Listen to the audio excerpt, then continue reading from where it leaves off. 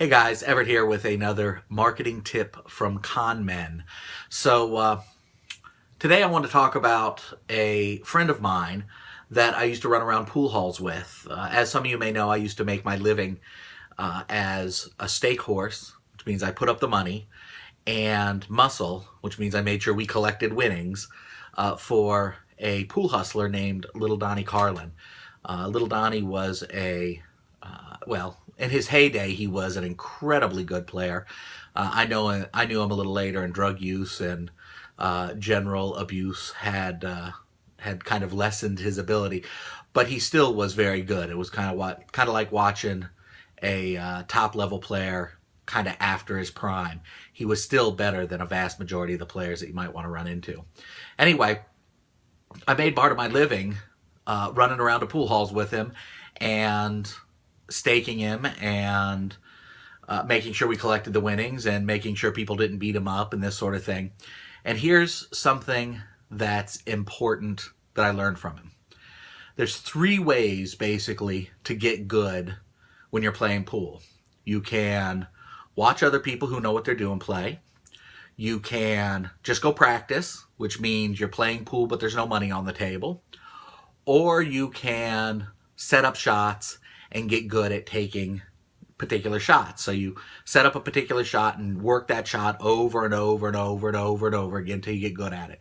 So those are basically the three different ways that you get good at pool. That said, there's three different ways you get good at copywriting. You can read a lot of copy or watch film from people who know what they're doing. You can write a lot of copy that you're not getting paid for, you're just writing it for practice, or you can take somebody else's very successful copy and handwrite that copy out, or you can set up particular shots and take those shots over and over again. Now here's the thing, I've heard a lot of copywriters as of late, people who I respect, people who've done very well, say that handwriting copy is not of any value anymore. I think that's a huge mistake. When I wanted to start writing financial copy, I sat down and wrote 63 pages of typed legal size paper, which is the transcript to The End of America, which is the most successful, at that time it was, and I believe it still is, the most successful financial promotion of all time, front-end financial promotion of all time. Now, I didn't do it over and over and over again, and I didn't handwrite 27 different sales letters, but I did handwrite one, and it took me probably 20 or 30 hours to handwrite it, and my carpal tunnel was acting up afterwards, and I've read a lot of copy, and I've written a lot of copy on spec, and I've done all of those things. I think using all three ways to practice and hone your skill is the smart way to go. Just like you can watch people play pool, you can actually practice playing pool when there's no money on the table, and you can set up shots and take those shots over and over again and create a synthetic experience until you're very good at those shots.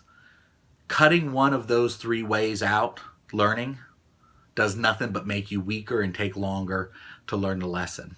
So the lesson here, and maybe it's not as exciting as some of the other marketing lessons from ConMen, but the lesson here is to use every single method at your disposal to become excellent and to be prepared for the opportunity when the opportunity comes up.